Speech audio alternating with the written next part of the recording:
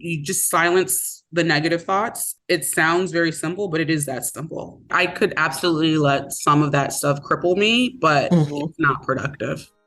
Welcome to the Game of Her Own podcast, a free resource for women who work in the sports and entertainment industry. Each week, we get real and talk about the things that hold us back and how we can overcome them and keep climbing to the top. And the top is however you define it. We talk about the highs, the lows, and everything in between. Consider this podcast your secret weapon. You will learn from the best in the business and be able to take immediate action with all of the advice that you hear. I'm your host, Jahaan Blake, a leadership development coach and consultant. I've worked in sports for 20 years. 15 of those years were spent working for the Red Sox, Dodgers, and the Cubs. After 15 years of working in the front office, I took a leap of faith and I started my own business. Friends, as a Black woman in sports, I know that the industry can take a toll on your confidence and sometimes leave you feeling defeated. Join me each week so I can support you on your journey. I promise you, each week you will feel stronger and more confident than the week before. So let's get started with this week's episode. Don't you love it when guests get super candid about things like self-doubt, imposter syndrome, and anxiety? These are invisible forces that can easily hold us back from growing in our careers. But if we talk about them and acknowledge that they exist, it helps us conquer them. Kathleen Ikpi, manager of fan experiences, youth events, and events DEI for the NFL, doesn't hold back in talking about how imposter syndrome impacts her, listen to this, impacts her daily, and she talks about how she manages it. She also opens up about what helps ease her anxiety when it comes to public speaking and interviewing, the most embarrassing moment that led to her being a great speaker, the trial and error she went through to get comfortable leading and speaking. Y'all get ready to be empowered by everything Kathleen shares about her journey in sports, especially her 14 years working at the NFL. All right, Game of Her Own listeners, enough from me. Let's do this. Kathleen, welcome to the Game of Her Own podcast. I'm so happy you're here. Thank you. I'm glad to be here. All right, take us back in time before we start talking about your amazing career at the NFL for 14 seasons now. So before we even get into that, tell us when you first fell in love with sports. Oh my goodness. I would say that was elementary school when I first started playing basketball. So I am currently 5'9". I've been 5'9" since the 5th grade. Wow. I peaked and then I stopped. I have not grown in years. In elementary school, our school formed a basketball team, and it was like not anything super organized. It was just that we had a lot of tall girls, and they were like, all right, tall girls, this is what we're doing now. And I had never played before. There was no practice. They literally drove us to another school, and it was just like a concrete park type. It wasn't even a gym. It was a concrete park with hoops. And they sent us out there, and I was just like excited about it. Like I watched basketball. I wouldn't say I was in love with it at that point, but it was just like interesting. We're talking 90s basketball. So like the Reggie Miller days, like him scoring all those points against that type of atmosphere. Like 90s basketball is the best. I still love it. But they bust us out to this other elementary school. And when I got out there and the whistle blew, I realized I had never played basketball before. I don't know if anybody else ever had, but I certainly was brand new to this. And it was just like, holy crap, like, what do I do? So I just found another tall girl on the opposite team. And I was like, all right, this is my girl. So I was just like playing incredible defense against her, fouling the mess out of her because I didn't know any better. Like, again, casually seen basketball, but never was like into it at that point. Apparently I did a good job.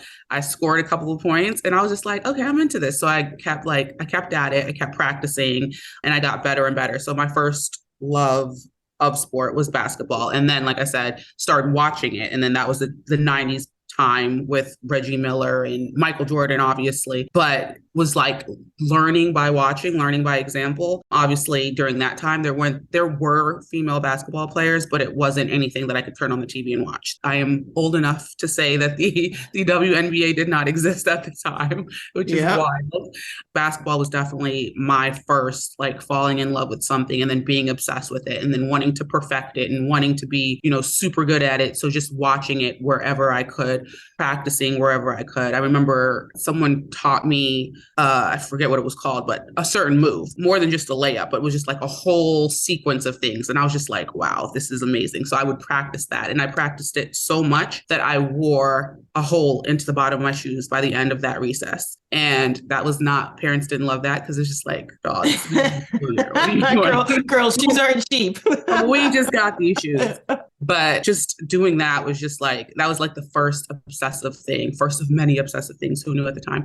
But yeah, that's when I fell in love with basketball or sports. Okay, so how old were you when they put you all in a van or a bus and shipped all the tall girls to play? I was 11. Wow. All right. So what, you're in middle school or like sixth grade when you're elementary 11, school. Right? It was fifth grade. It was fifth grade. Okay. So you're in fifth grade. And that's a time when you like are starting to realize like you become aware of like your presence and like your body and like the friends that you're making. And like, that's when you start to have like the popular girls and boys, you know what I mean? And so for you to take on a sport that you had no idea how to play and just show up and be like, well, I'm here and do it is amazing. And then I love that you said you picked the tallest girl to guard. Like you didn't take the easy route. You were like, well, let me go. Like she looks like she's good. She's really tall. She's the tallest.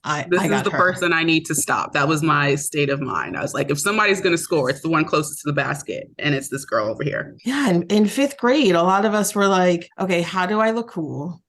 Like, right? Two ways I know I wouldn't is going to a basketball game and never playing and showing up and trying to play. And two is also picking the person who looks like she's the best on the team to guard. Like those are two like defining moments, if you will. Yeah. But fifth grade was so awkward. It was just like, I think I abandoned any opportunity to be cool. I was just like, I am who I am. Without playing sports, I was still considered at the time a tomboy because, again, 5'9", super tall, taller than the boys, rough and tumble. Like I was athletic, but I just never had played a specific sport before. It was gym activities. It was, like sitting on those little scooters. It was running and being the fastest. Kickball was like the thing, public school, PG County, Maryland. We had like these outdoor, for lack of a better word, janky courts so it just was never really appealing. I remember one year we came back from the weekend and like the basketball court itself, someone had like run into it. So it was like slanted. So it wasn't even like really playable. So it was just like, kickball, like field games, field sports. I knew I was good at that stuff. And again, considered like a tomboy, but I just had never played an organized sport, let alone basketball. How long did you play for? So I ended up playing all the way through my junior year of college. I knew that I didn't have a chance to,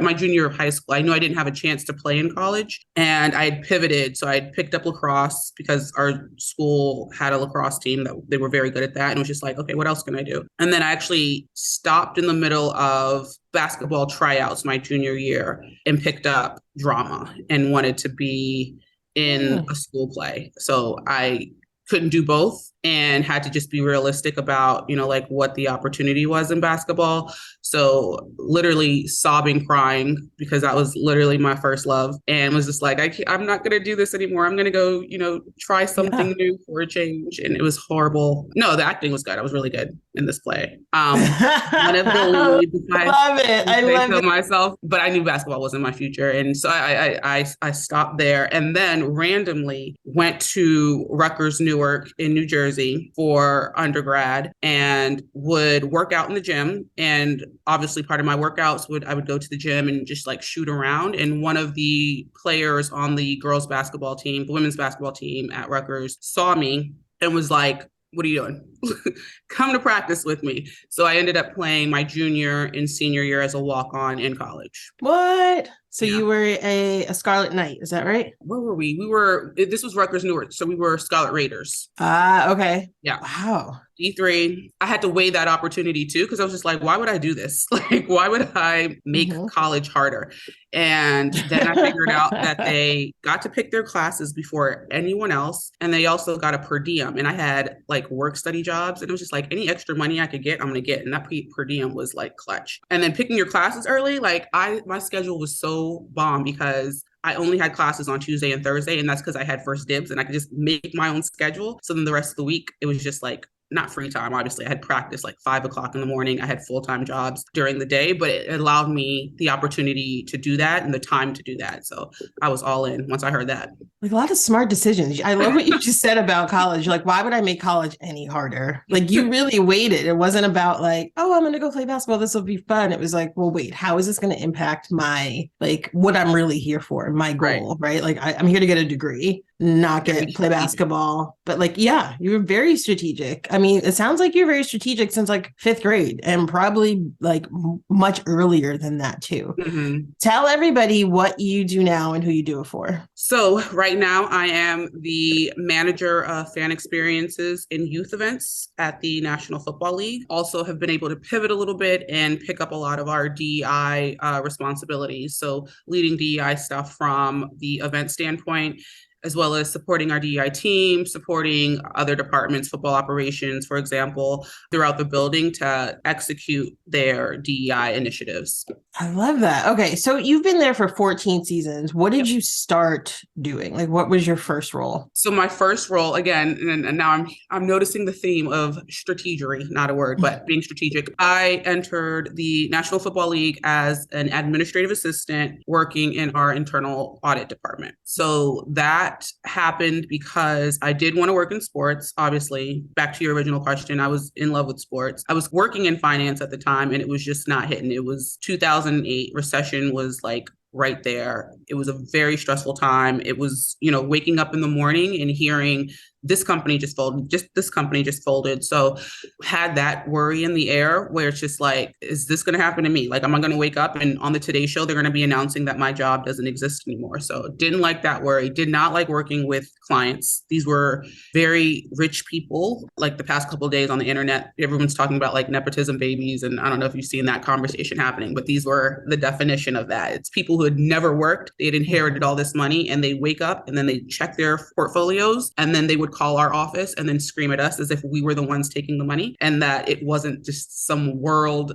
economic thing happening. So I just didn't like that and really sat down with myself and thought, like, what do I want to do? I don't want to be in a position where I could just wake up and be fired. Now, honestly, you're working for someone else, that could happen, but sure.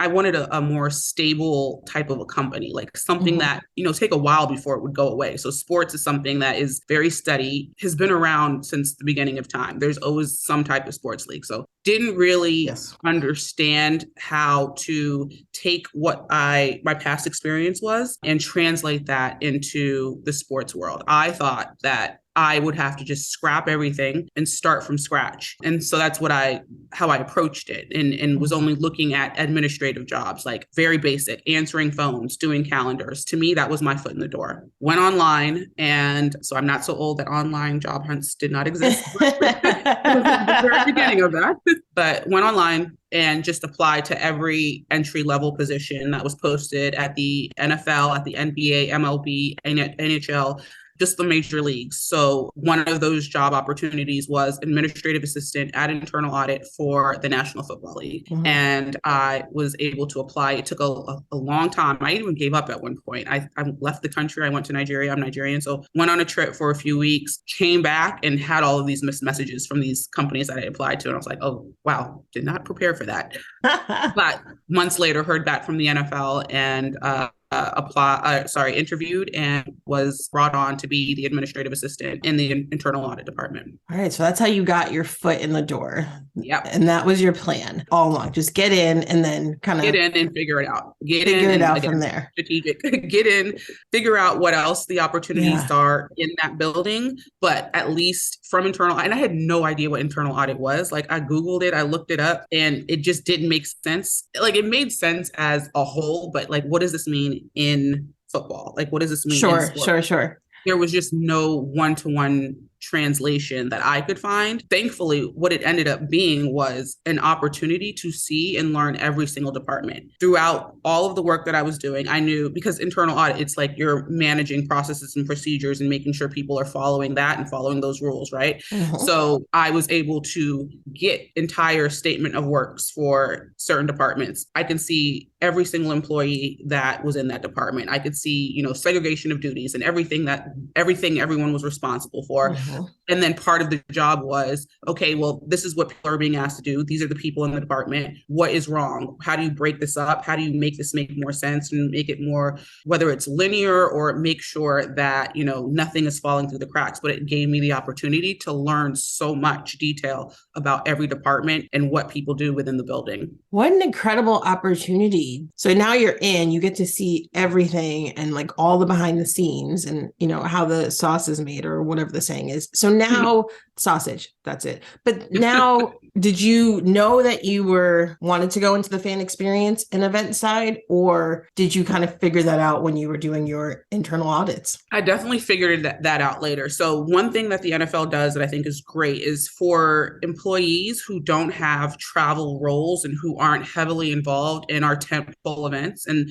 those who don't know what a tentpole event is, those are the large events that you know the NFL for. So that's kickoff, that's draft, that's Super Bowl, that's Pro Bowl, like those big major events that we're programming around those different times of the year. Those are what we call our tentpole events. So they have an opportunity to become a rotational position or rotational employee. So you submit your name. They print out a list of all of the open roles during those tentpole events. As a non-travel employee, you're allowed to put your name in the hat and get randomly selected to come out and help and work those events. So I did that a couple of times. I think Super Bowl. I can't remember, but I'd done 2 drafts and I'd done 2 Super Bowls. And that really allowed me an opportunity to work really closely with the events department and see what they do. And that was just so interesting to me. The fact that first of all, the group was too small. Figured that out from the audit side, that it was a very small group of people doing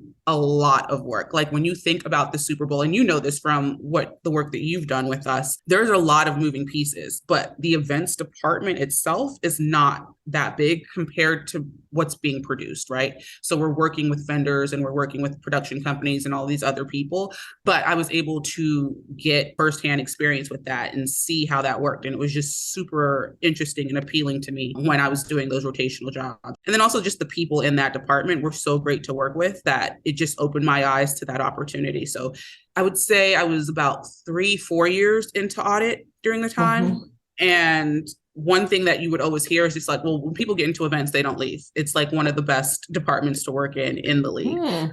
So waiting for a job opportunity just seemed like I'd be waiting forever. So wasn't really top of mind for me. But then when I got that, I was in audit for 6 years, 11 months, if we're being technical, definitely felt like that 7-year itch where it's just like, okay, I've done what I felt was all I could do in the internal audit department. So then I started, thinking about like, what are the other opportunities? I didn't want to leave the company, but definitely started to explore and talk to more people and see what was out there. I had a really great mentor. She's actually who hired me in internal audit. And she would pop up every now and then and be like, why are you still here? What are you doing? Why aren't you moving? She's like sending me jobs that were open, other admin jobs. And I knew I'd outgrown like the admin position. They didn't really appeal to me, but she was just like, listen, this is an opportunity and you're sitting in audit, not talking to anybody. You need to at least go throw your hat in the ring and at least meet other executives in the building and let people know who you are and what you do. So she was always encouraging me in that way. Shout out to Natera Holloway. But I definitely started to get a little bit more curious. And thankfully, it worked out where when I was ready to leave audit, a brand new position had opened up in events as the youth events coordinator. And that was a role that it existed in the past, but no one had held that role in about a few years when they posted it again. Was able to apply for that. And then that's how I got here. Were you nervous at all applying for that role? 100% nervous because again, internal audit, where on its face, it doesn't look like it is related, but having institutional knowledge of that building was super helpful. I didn't see that at the time, but as I was doing the interview, I realized that, and talking to the people I was interviewing with, they also valued that institutional knowledge. But I was definitely nervous. It was not helpful that one of the people I interviewed with pulled up my resume and a red pen and said, why would you apply for this? Nothing in here is related to this job. Like, she read me during this interview. I will not say her name, lovely woman, but I will not say her name. But she like redlined my resume. This doesn't make any sense. Take this out, take this out. You need to do this. This is not transferable. Like, why would you even apply for something like this? And I was just like, well, and then it forced me to defend myself and just like spew out, exactly how I feel like my past experience is related to what they were looking for. And I did it. I mean, obviously I got the job, but I thought that was like a very defining moment because all of that nervousness and all of that fear went away because it was like, no, I am good for this because X, Y, and Z. I also had a PowerPoint presentation that I had put together just about ideas. So really, the role came about because they were really growing their youth initiatives. The youth development department is something that exists now, but didn't exist at the time. And I think from a marketing side, they were also planning to launch like the whole Play Football initiative to go alongside the existing Play 60 initiative. So they were really focusing on youth and youth development. So I had just put together some ideas I had about, how to engage the youth in different things. And she was like, what's that? And I was just like, oh, this is a PowerPoint. And I wasn't going to present it to her. I was going to present it to the head of the events department. She was actually in a different department. She was like, what's that? And I explained it to her. And she was like, if you have a PowerPoint, that's the first thing you lead with, not this resume. And she like pushed the resume aside and we walked through the PowerPoint presentation that I put together. But that was my long way of saying any fear that I had went out the window with that interview because she definitely put me on blast and like shook me out of all of that. That's so interesting because we are nervous. Typically, when you go into an interview process, you put your name in the ring for consideration. And so you're just nervous already. What I'm trying to get at is I feel like in that interview, some of our worst nightmares like came true for you. Like, right? Yeah. Like you're always like, they're going to be mean. They're going to tell me I have no business applying. That rarely happens. It happens. But that happened to you. So here is, you're being strategic as you have your whole entire childhood and now in adulthood. You did your job well in audit. And then it was time for you to move and you knew it was time and your mentor knew it was time. So you really knew it was time. And then you're ready to go and somebody takes your resume in the interview process and like, basically is like, what is this shit? Like, what are you doing here? Like exactly. That is everybody's nightmare. It happened. And you handled it with grace. It was like a bad Lifetime movie, Devil Wears Prada, like whatever movie that you can think of, it was literally that in that moment. And it was so bizarre. Like I can laugh at it now. And in the moment I was like, is this really happening? It's like, this can't get any crazier. And it's kind of like, it can't get worse than this, right? So it's balls to the walls right now. So I think that shook me in a good way where it's just like, well, she's not gonna pick me, so I'm just gonna say whatever, and I'm just gonna walk through this, and I'm just gonna, let's just get through this and let me go back to audit. Like, I feel like I'm gonna be referring people to this episode forever. At that moment, when you were saying whatever you said to her to basically give the business case for why you should be hired, I know you were prepared, but it was almost like your preparation probably took over. So I guess what I'm asking is, what was your preparation process that you could handle such a like a huge curveball in an interview process? Yeah. So I'm I get anxious anyway when it comes to speaking and talking to people and just, presenting. And one thing that has always helped me is having a script. So I will go into even, a conversation like this, or if it's a work meeting that I'm running, or if it's a talk that I'm giving, whatever it is, if it in this case, an interview, I will write down exactly what I want to say, and not write down, but like type it out and then read it. That way, if I get stuck or stumble or get nervous or something happens, there's always like that next paragraph that I know is in my head. So I know what the last word is. I know what the first word is for the next paragraph. So I have that script in my head, and that's normally how I prepare for public speaking or anything like that, any interviews that I'm giving, just so that I know how to get back in line and get back in track. If I get stopped on one word, if I, fumble a word, I know what the next word is supposed to be. So that really helps me, move past that nerves, and just talking out loud and just getting it out and getting, the confidence to say that. It's kind of like just studying a monologue almost, but obviously you don't deliver it in that way. That's what I was going to ask you, right? So you have it, but you don't read from it which I think Right. some people make that mistake because they are so nervous. So they go through the process of, I'm going to prepare, but then that almost becomes like a crutch, right? Like 100%. We see that so much too. So much of our job is presenting. And, you can always tell when you can't always tell, but when people are not comfortable with it and where they're reading word for word, you can tell that. And I think you lose people when you deliver that way. So like I said, I will type it out, but I don't deliver it like it's a monologue. I am just using keywords and I can visualize what I've typed out. So I know where to move in my head. I know where to move to the next sentence, where to move to the next paragraph. And it also helps me keep track of if I'm delivering information and there's there's 5 things that I need to convey, then it tells me, okay, you've hit 1, you've hit 2, 3, you're on the last one, you have 2 more to go, whatever the case may be. I'm able to visualize that and keep that in my head. Did you have to do a lot of trial and error as somebody who, suffers from anxiety? 100%. Because I thought, well, this, what you're talking about. You're the expert here, and that's why you're leaning to. So just get out and go talk. And it does not work that way especially when you step up to the podium. My first embarrassment was stepping to the podium and thinking it was the Mexico game, the first Mexico game. And I thought I was going to go up there and say like the first line in Spanish because they were encouraging us to use Spanish. And I got up there and every Spanish word flew out of my head. And I was just like stumbling, and it was just bad. And I was like, okay, never again. English or Spanish, never again.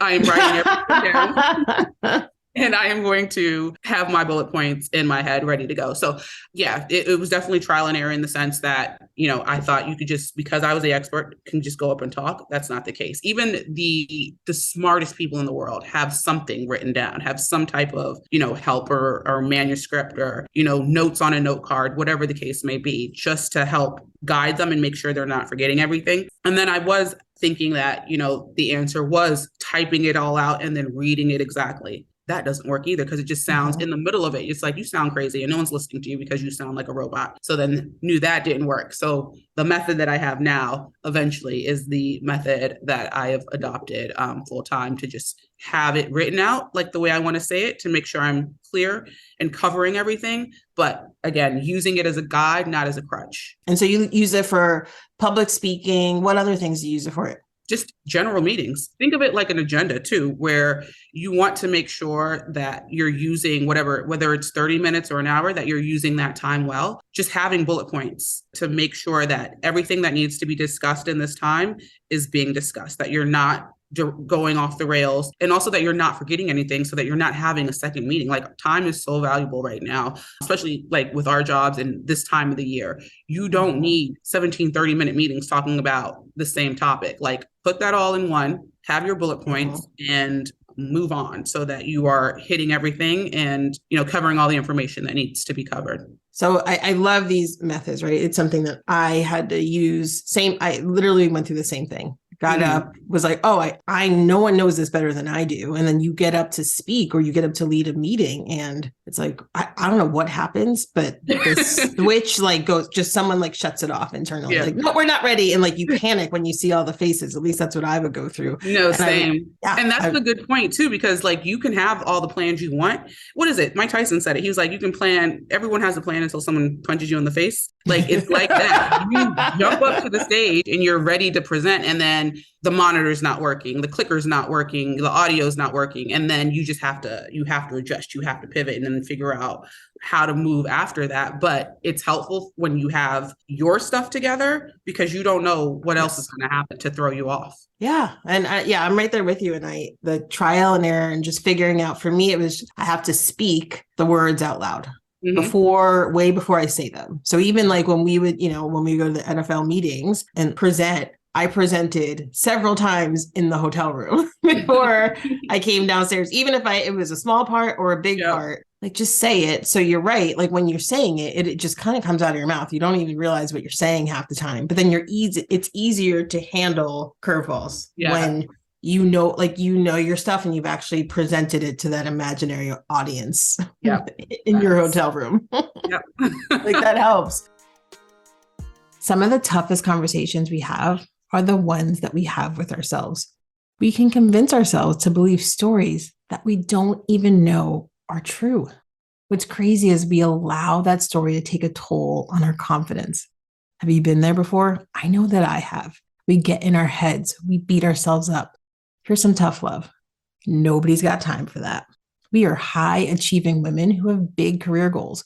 We don't have time to get in our own way. And I am here to support you with my new one-on-one coaching program, Step Into Your Power and Own Your Career. My clients have told me that when we work together, I've helped them get out of their own way, regain their confidence, learn how to manage their emotion and mindset. They've told me that they've been able to get their voice back and use it with confidence. The most important thing, they've told me that we've identified the obstacle that was getting in their way. If you want to learn more about this program, scroll down in the show notes, click on the link that says Step Into Your Power and Own Your Career. You can set up time to chat with me and we can figure out if this is the right program for what you need. All right, let's get back to the episode. So now, like, you're trial and error, you're figuring things out, you're leading meetings, you're public speaking, you're talking about Mexico. And I'm sure you've had a lot more experience than just Mexico, but like at any point did imposter syndrome or like self-doubt creep on in? Every day. I don't think that has ever gone away, especially when you're taking on new things and learning new things. So like now that I've stepped into like this DEI space, right? And I'm helping groups with their initiatives. A lot of my focus has been supporting the HBCU initiatives. And you definitely feel like an imposter in the sense that here are your ideas, here are your plans, but this is not your department. And this is not something that you started, you are supporting and feeling, you know, I'm passionate about it. Obviously, that's why I do it. But there is that feeling where it's just like, okay, let me step back. This is not mine to own. This is not my thing. And, you know, I didn't even go to a HBCU. How do I, you know, tell people that this is what the best plan is and this is how we should move in this space? It never goes away. And if it's not that, it is the fan experience side where I'm working with people who've done this for decades. And I think I have a really great idea. And of course, I'm presenting it. I'm always going to try and break out of that anxiety and that fear and present any ideas that I have, especially if I think it's a cool idea. But there is a part of you who is just like, oh, they're going to think this is stupid. They've been doing this forever. It's just like, why do you feel like you have the answer? They've been doing it for this long amount of time. If that was what would work, then they would have tried it. Like that stuff does pop into your head. I don't think it ever goes away. It's just a matter of moving past it. How do you move past it? You just have to do it. You just silence the negative thoughts. It sounds very simple, but it is that simple. It's just like, if I'm going to be embarrassed today, I'm just going to be embarrassed today. So let's just go. Here's my idea. And I think I had one, this happened recently. I was on TikTok this weekend and there is a creator on there who it's just, I don't like food reviews. Like, I don't want to watch you eat. And that is literally all his content is. But for some reason, it's enjoyable. So I was watching like a lot of this guy's videos and also realized that he was in Las Vegas, Pro Bowl's in Las Vegas, and Pro Bowl is one of the bigger events, one of the big events that I lead from a fan experience side. And I was just like, wouldn't it be cool if this guy in Las Vegas did food reviews of the stadium food? That's just me at 2 a.m. not sleeping, scrolling TikTok. And I was just like, that's so stupid. But email time. So I emailed it and we're actually going to talk to that guy later on tonight because they like the idea. So it's just a matter of just like, this may be stupid. And sometimes I do start the email with, this is probably stupid, but I should not do that, but I do it anyway. But it's literally not caring about embarrassing yourself. I'm using air quotes and, you know, feeling stupid. Those feelings will always creep in. You just got to not care. By the way, that is a great idea. So it's funny that your reaction, because I was like, oh, I love that. And your reaction was like, oh, this is stupid. But you didn't let that stop you. Like you knew that was like your, you know, lizard brain or whatever, talking about trying to like protect you. Right. Mm-hmm. And like, you were like, no, I'm going to send this email. And if I look dumb, I look dumb. I imagine no one's going to pull what that lady pulled in your interview process. Like, this is the dumbest idea I've ever heard. Like and that's the thing. No one is going, we are professional people. No one is going to respond in that way. So like, why do you think that? Maybe they talk about you in the group chat. Okay, you can't read that. You can't see those comments. The most they'll do is just not respond. And that's fine. Right. Exactly. And then at the end of the day, like they're gonna respond typically, right? Because you would hope that they're your coworkers, right? And they want to collaborate with you and talk to you. And they also, there's something to be said about how you react to other people's ideas because you're gonna have some of your own too. So it's like, I'm gonna treat her how I'd want to be treated if I put out an idea. Exactly. Good or not, I'm just gonna respond and give my honest thoughts and just move on. So it seems to me like your way of dealing with imposter syndrome is it's like you create space for it. Like you are like, yeah, all right, that might be dumb, or I might not have any idea what I'm talking about. And you recognize it, but you're like, I don't care. I'm going to keep going. I'm going to move on. Absolutely. I could absolutely let some of that stuff cripple me, but it's not productive. No, not at all. And it's not productive, and it doesn't help your career trajectory at all, right? Like, so I don't know what your ultimate goals are, but I do know that there are 1,000 men who would love jobs at the NFL, right? And so it's just like, that used to be my like motivations. Like, if you don't do it, someone else is going to come in here and do it. Whether, you know what I mean? Like, if you don't get, like, you got to go, like, say what you need to say, present what you need to present, lead the meeting with confidence. Because if you don't, someone else is going to do it. And you're going to be on the outside looking in, filled with regret. That was always enough for me to like motivate me to be like, okay, I'm not listening to imposter syndrome anymore. Yeah. It's not easy, especially in a high pressure job like yours. Right. At all. But you do it every day. And I love that. Like, that's inspiring. Like that's the podcast. That's it. Like, right there. You're like, I feel it every day, but I still do it anyway. And I keep on going. Got to going. power through. Yes. Are you ready for some rapid fire questions? For sure. Let's go. All right. 12 questions. First thing that comes to mind. What is your favorite sports moment? Ooh, okay. So top of mind is, I don't know if you saw this video last night of Reeves from the Commanders getting told that he is on the Pro Bowl roster. So last night, Pro Bowl rosters came out, players have been notified, and there is an amazing viral video from the Washington Commanders with one of their players being a Pro Bowl starter. And this is someone who has always been on the reserve team. So I think he's been with the team since 2018, has been cut, reserve, practice squad. Like, he has gone through it, but has always been a part. And now he's a Pro Bowl starter. So that is now currently my favorite sports moment, just because it's so touching. And it's just one of those stories of just like not giving up and hitting that ultimate goal. Wow. Not only is it like you're a great story, but like it literally just happened. It sounds like It's not even like 24 hours old. It's not even. I think I've watched that video 4 times. All right. What is something people always get wrong about you? My last name is Ikpi, not IPKI. That is top of mind as well, because I got 2 emails with that misspelling. And then I think the other thing I would say, like the serious answer, would be, I mean, if they're wrong about something, they haven't shared it with me.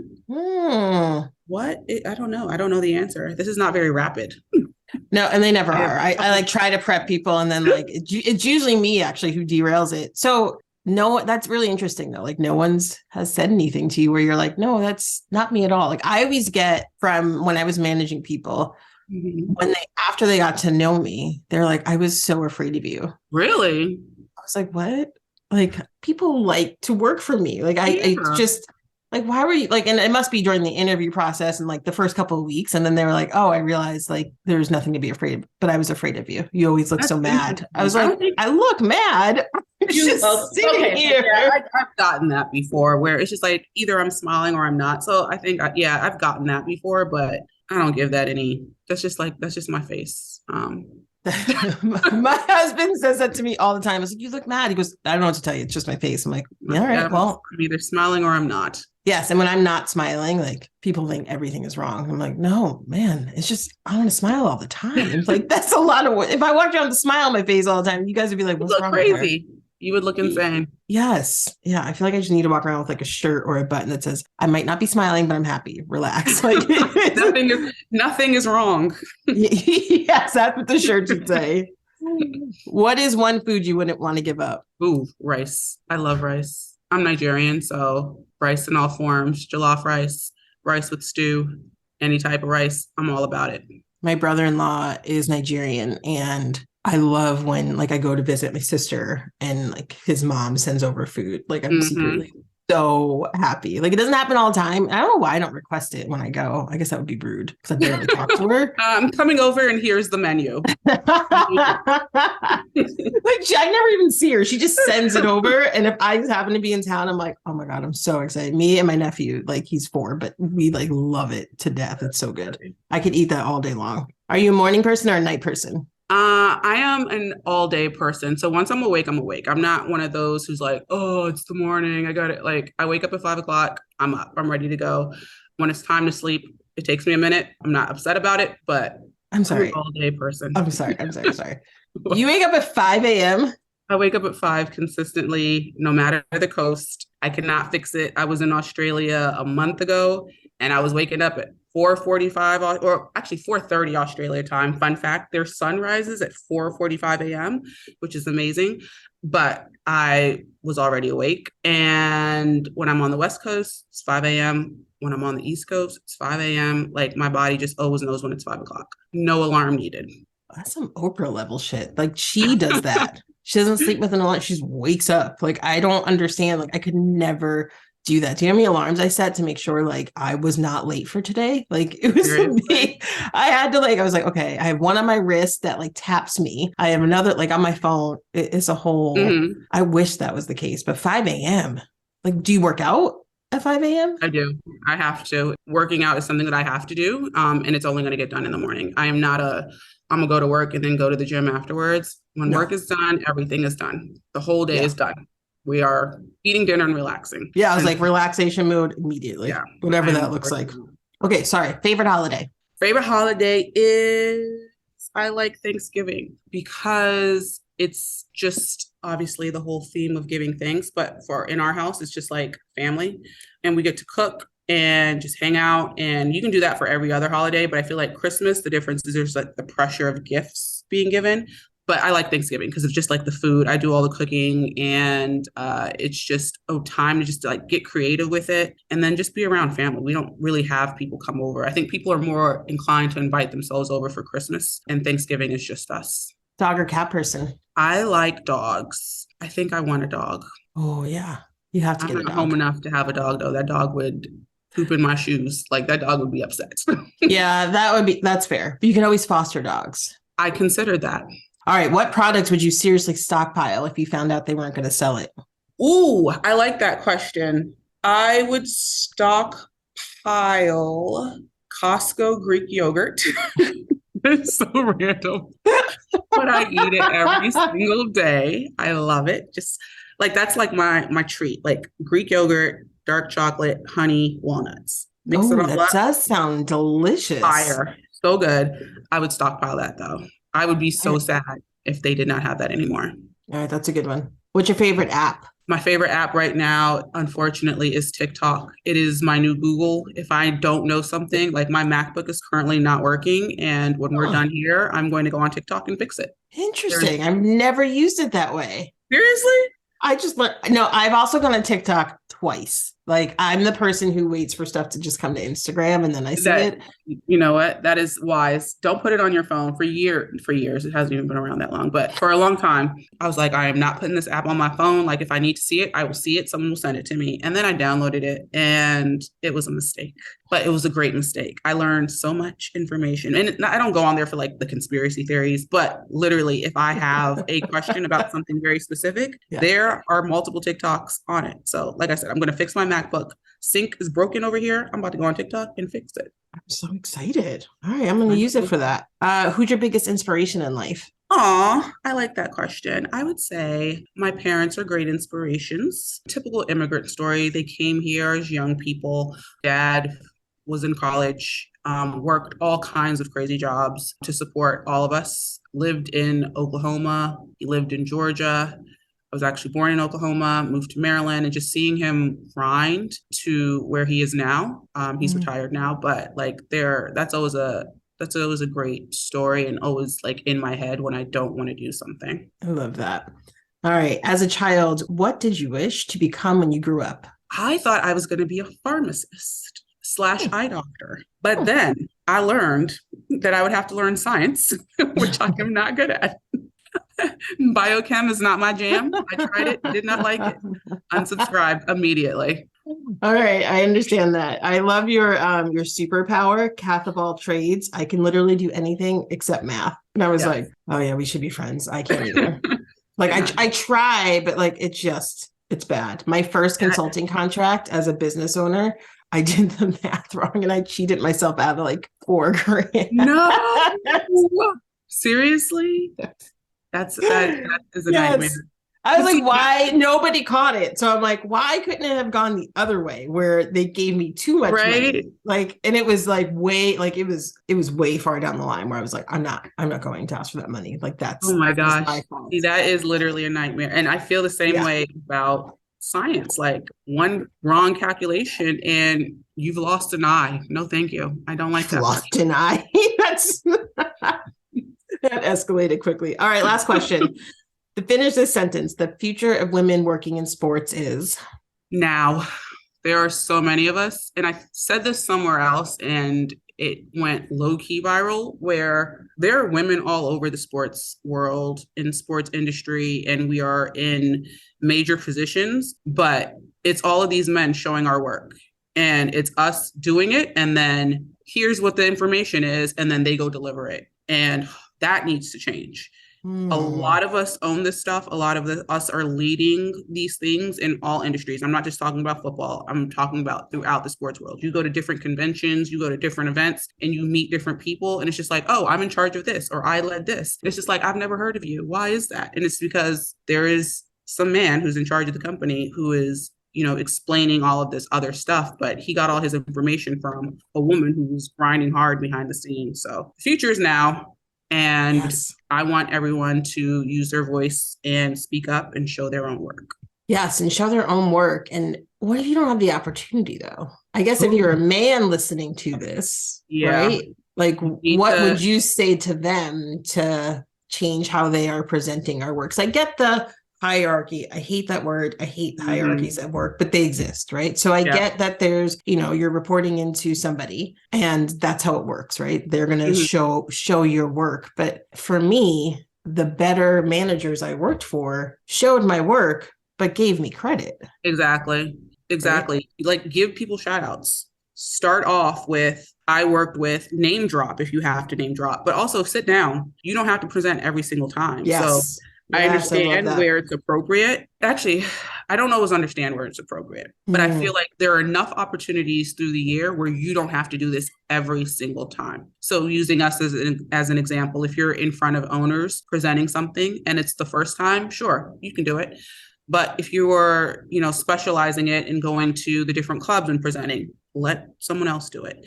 If it is a meeting within the building, of course, we know who you are. Let someone else do that presentation.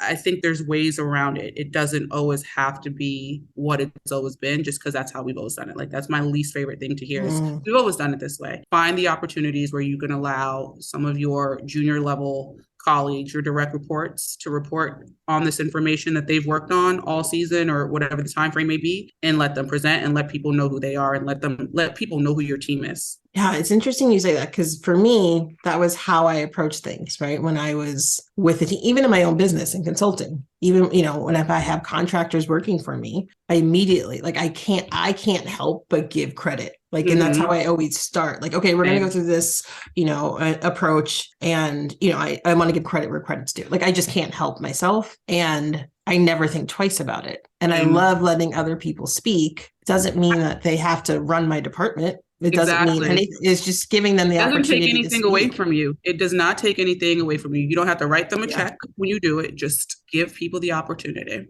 Yeah, I like that. Give them the opportunity and just, it's okay to step aside. You can tee it up. And here's the deal. There's an opportunity there too, because usually somebody who's, junior and working for you, they need support on like, oh my God, you want me to present? How do I do that? Right? Like, there's a teaching opportunity there as well. So like, you're helping them, one, get their ideas in front of other people, but two, also being able to coach them. Yes, absolutely. And it kind of goes back to our, the conversation we had at the top about, fighting through the anxiety to give those presentations, like give people practice, let them practice. That's one of the things. So when I work with the HBCUs through experience specifically, part of what they work on is a presentation that they actually need to present in our NFL offices to executives, to other colleagues, just people throughout the building, just because it's such a big part of the professional world. And the earlier that you can, strengthen that muscle, the better, so that you're just more comfortable with it. Yeah. This, Kathleen, conversation has been amazing. Love talking about it. Thank you for opening up about self-doubt, imposter syndrome, anxiety. Those are things that not everyone will share and talk about. So I appreciate you. If someone wanted to get in touch with you, how can they do that? Definitely can email me firstname.lastname@nfl.com. I am not good at LinkedIn, but I am on LinkedIn. I will check it eventually. It may be 2 days, it may be 6 months. I will get to it. It's there. It's just not the platform that I am immediately on every single day. I'm trying to get better at it, 2023 goal, but definitely can reach out to me there. And I respond eventually, like I said. But this has been a great conversation, and thank you for the platform and the opportunity to speak and share. So what did you think of this episode? Do you know another woman who works or is aspiring to work in sports? Would you do me a favor and share this with them? It would mean so much if together we could support and inspire other women on their journey. And let's stay connected. I love meeting and talking to new people. Follow me on Instagram @Jahaan Blake and join the free Game of Her Own community by visiting jahaanblake.com. I can't wait to meet you.